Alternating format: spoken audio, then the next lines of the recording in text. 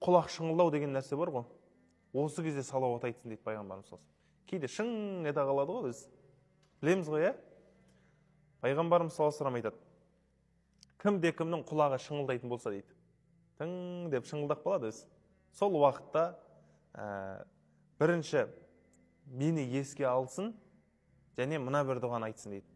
Кімде-кім мені жақсылықпен еске алатын болса, Алла да оны жақсылықпен еске алсын деген дұғаны айтсын дейді. Бұның арабшасы «Закараллаху мән закарони би хайр».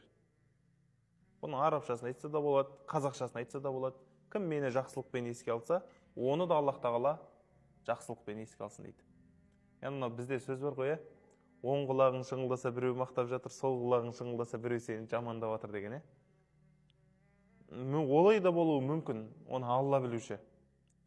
Мына жерде хадиске қарасақ, кім жақсылықпен еске алса, Алла да оны жақсылықпен еске алсын деп тұр ғой.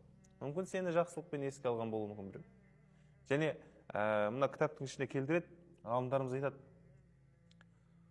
құлақтың шыңылдауы Аллах тағала дәл сол уақытында Құдай тағала сенің амалдарыңды көрсетіп жатыр дейді.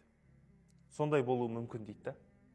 Сол уақытта мені еске алыңдар деп пайғамбарымыз саллаллаху алейхи вассалам бізге ескерткен болуы мүмкін дейді. Сол үшін қандай жағдай болмасын, қалай болмасын, құлағың шыңылдады ма пайғамбарымыз саллаллаху алейхи вассаламға салауат айтуды әдетке айналдырыңыз.